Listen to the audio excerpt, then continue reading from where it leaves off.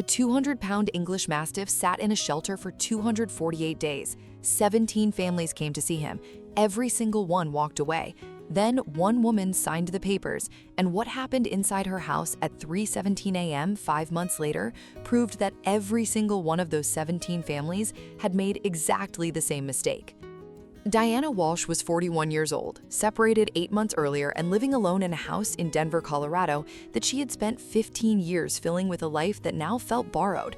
She worked as a dental hygienist at a family practice, spent her lunch breaks sitting in her car because the break room was too loud for the kind of quiet she was carrying, and came home every evening to a dinner she made out of habit rather than hunger. She told herself she was fine. She said it out loud, to her sister, to her coworker Janet, to the mirror on Tuesday mornings when she didn't entirely believe it. And every morning at 6:47 a.m., she stood alone at a kitchen counter meant for two, drinking coffee she had brewed for two out of 14 years of muscle memory, and told herself the same thing.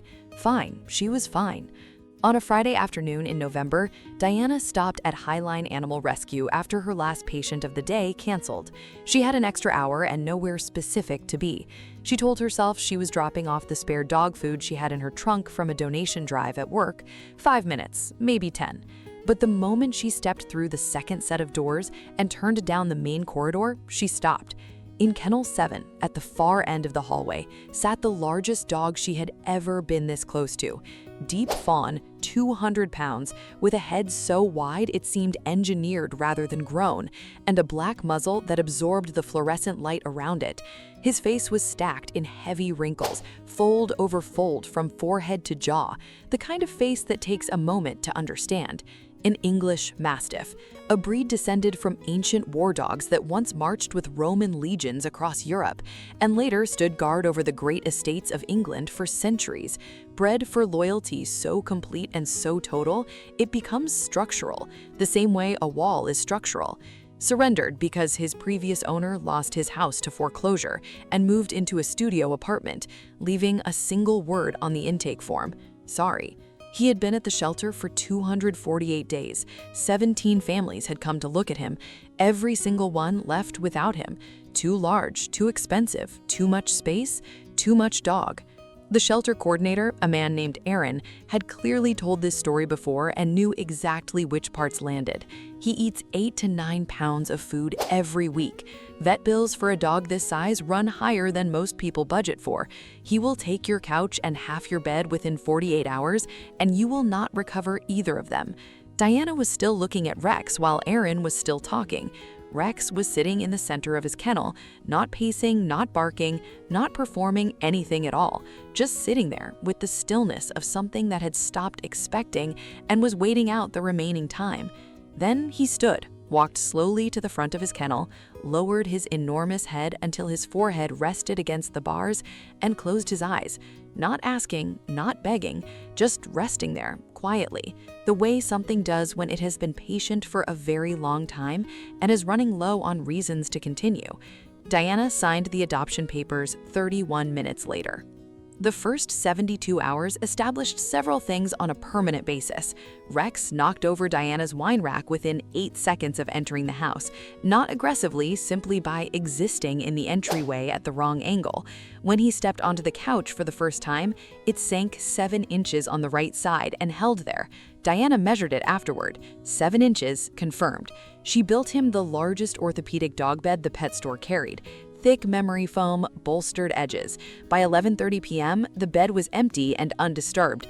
Rex had claimed the entire couch, all 4 legs hanging off both ends, snoring with the steady authority of a machine that has found its correct operating speed. Diana did not get the couch back. By the end of week 2, Rex had settled into 3/4 of her queen-sized bed, leaving Diana a 9-inch strip on the left edge. She nudged him once. He opened one eye, let it stay open for 3 full seconds, the kind of pause that communicates a complete position, then closed it. She stopped nudging. By the end of week 1, Diana had lost the couch, the bed, the reading chair by the window, and the ability to move from any room to any other room without 200 pounds of dog quietly repositioning itself to remain within 5 feet of her. Rex drooled with the dedication of someone who had made peace with this aspect of himself long ago and expected everyone else to do the same. The pool beneath his chin at every meal covered the full placemat and extended past both edges. She ordered 6 replacements and adjusted her standards accordingly. But here is what nobody tells you about English Mastiffs. Here is what Aaron in the shelter did not say and what Diana had to figure out herself over the weeks that followed. Behind that slow, layered, wrinkled exterior is a dog that is paying very close attention to everything happening around it. Not in an anxious way, in the way of something that has decided you matter and is paying very close attention. English Mastiffs were bred not just to guard a property, but to actually know the difference between a threat and a visitor, between distress and routine, between someone who is all right and someone who is only saying they are. They read the room. They have been reading rooms for 2,000 years. Rex had started reading Diana's the moment she turned down that corridor on a Friday afternoon in November.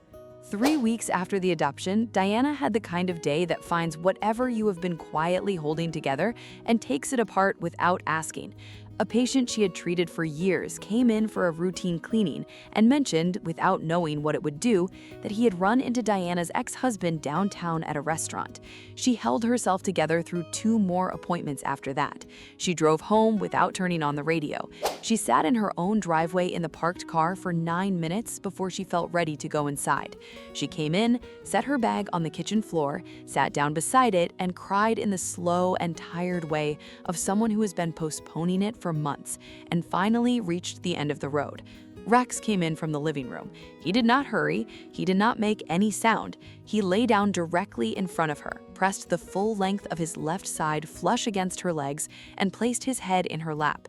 He did not move for 44 minutes. He did not shift. He did not look for something else to do. Diana sat on the kitchen floor at 7:31 p.m. on a Tuesday evening, with 200 pounds of dog holding completely still against her. And for the first time in 8 months, the silence inside the house felt occupied rather than empty. I see you're still watching but haven't subscribed yet. That honestly stings a little. Hit subscribe. Trust me, you'll want to see what happens next. Here is something worth knowing about this breed. English Mastiffs are not alarm dogs. They do not bark at cars or at neighbors or at birds on a fence. What they do is watch, quietly, without drawing attention, without announcing themselves. When a Mastiff decides that something is wrong, it is not a reflex. It is the conclusion reached after hours of silent, patient observation by an animal that has been paying attention since before you realized it was paying attention. That is not instinct. That is intelligence with deep patience built into it. From that Tuesday night on, a routine built itself around the 2 of them, without either of them deciding it consciously.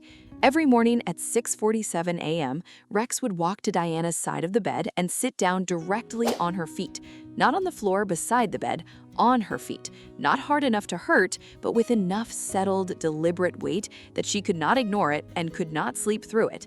It worked every single time. He had one other ritual that appeared on its own by the end of month 2.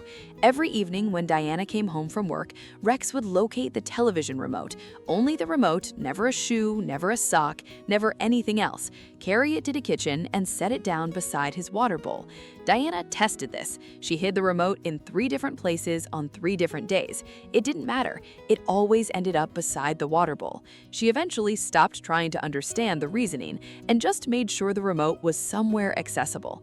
On a Thursday night in April, 5 months after the adoption, Diana was pulled out of sleep at 3:17 a.m. by Rex barking, not his occasional low routine bark. This was different in a way she registered before she was fully awake, concentrated, purposeful, repeating without stopping. She came downstairs quickly and found him stationed at the back door, weight forward, completely rigid, staring through the glass into the backyard. The fur along his spine was raised in a straight line from the base of his neck to the top of his tail. Diana reached for the light switch and hit the back porch flood. The yard went bright. A man was at the back fence, both hands gripping the top rail, 1 foot raised and ready to come over. The light caught him mid-motion. He looked up. Then he looked through the glass door and saw Rex. 200 pounds of English Mastiff, standing completely still in the doorway, not moving, no longer barking, just watching him with the calm, patient, total attention of something that has already made its assessment and is giving him a moment to catch up. The man let go of the fence rail. He did not climb over. He stepped back and ran. He left a single garden glove on the ground below the fence post. The police arrived in under 15 minutes. 2 other houses on the same block had been broken into that same night. Diana's was the only one untouched. The same dog that 17 families decided was too expensive, too large, too much. He was the reason she woke up to an undisturbed house that morning and every single morning after. Today, Rex is 5 years old. He still owns the couch and both armrests. He still sits on Diana's feet at 6:47 a.m. every morning without exception. He still carries the remote to the kitchen every evening as though this is a service he is contracted to provide. The drool has become a permanent and accepted feature of the floors that Diana no longer tries to explain or apologize for when people visit. She doesn't eat alone anymore. She doesn't come home to a house that feels like it's holding its breath. She comes home to 200 pounds of warmth, shed fur, stolen remotes, and a loyalty so quiet and so complete that it gradually filled every corner the last 8 months had emptied out. When a dog goes rigid at the door in the middle of the night and will not stand down, listen, don't dismiss it. Don't assume you understand the situation better than the animal that has been watching it longer than you have. They are carrying awareness we stopped developing a long time ago. Respect it, trust it, and if you are considering a large breed, go in prepared, go in informed, and hold on to this. Sometimes the ones the world decides are too much turn out to be exactly enough, because Diana did not save Rex, Rex saved her. Would you open your home to a 200-pound dog that 17 families turned away? Tell me in the comments.